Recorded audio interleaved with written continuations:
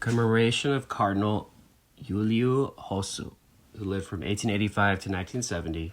This is an address of the Holy Father, Leo XIV, at the Sistine Chapel on Monday, June 2nd, 2025. Dear brothers and sisters, we're meeting today in the Sistine Chapel during the Jubilee Year of Hope in order to commemorate an apostle of hope, Blessed Iuliu Hossu, the Greek Catholic bishop of Cluj, and a martyr for the faith during the communist persecution in Romania. Today, in a certain sense, he enters this chapel, having been created a cardinal in pectore by St. Paul VI on April 28, 1969, while imprisoned for his fidelity to the Church of Rome.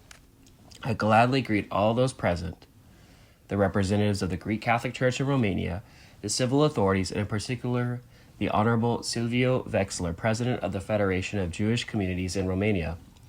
We're celebrating a special year honoring Cardinal Iuliu Hossu, a symbol of fraternity transcending all ethnic and religious boundaries. The process of awarding him the title of, quote, righteous among the nations, end quote, begun in 2022 was motivated by the courageous commitment to supporting and saving the Jews of northern Transylvania when, between 1940 and 1944, the Nazis were carrying out their heinous plan of deporting them to extermination camps. At enormous risk to himself and to the Greek Catholic Church, Blessed Hossu undertook extensive activities on behalf of the Jews aimed at preventing their deportation. In the spring of 1944, as preparations were being made in Cluj-Napoca and Hungarian Klocvar and other cities in Transylvania to establish ghettos for the Jews, he mobilized the Greek Catholic clergy and faithful through a pastoral letter published on April 2, 1944. We also know of this through the testimony of Moshe Carmeli Weinberger, former chief rabbi of the Jewish community of Cluj-Napoca. In that letter, he launched a vibrant and deeply human appeal. Quote, our plea, he wrote, quote, is addressed to all of you, venerable brothers and beloved children, to help the Jews not only with your thoughts, but also with your sacrifice, knowing that there is no act more noble to be carried out today than providing Christian and Romanian assistance, born of ardent human charity. My first concern in the present moment must be this work of relief, end quote. According to the personal testimony of the former chief rabbi, Cardinal Hossu helped save the lives of thousands of Jews in northern Transylvania between 1940 and 1944. The hope shown by this great pastor was that of a man of faith who knows that the gates of evil will not prevail against God's work. His life was a witness of faith lived in the full, in prayer and devotion to others, a man of dialogue and a prophet of hope.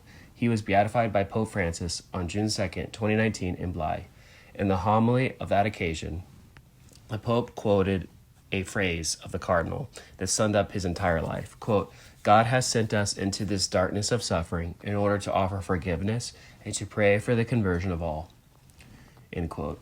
These words embody the spirit of the martyrs, an unshakable faith in God devoid of hatred and coupled with a spirit of mercy that turns suffering into love for one's persecutor. Even now, those words remain as a prophetic invitation to overcome hatred through forgiveness and to live one's faith with dignity and courage. Their church is close to the sufferings of the Jewish people, which culminated in the tragedy of the Holocaust. She knows well that pain, marginalization, and persecution mean what they mean.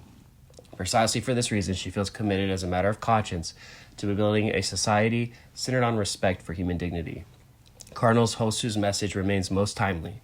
What he did for the Jews of Romania and his efforts to protect his neighbor in spite of all risks and dangers today makes him a model of freedom, courage, and generosity, even to the point of making the supreme sacrifice. That is why his motto, our faith is our life, ought to become the model of each one of us. It is my prayerful hope that his example, which anticipated the teaching later expressed in the Declaration Nostra Aetate of the Second Vatican Council, the 60th anniversary of which is approaching, together with your friendship, will serve as a beacon for today's world. Let us say no to violence in all its forms, and even more so when it's perpetuated against those who are defenseless and vulnerable like children and families. May God bless each of you and your loved ones.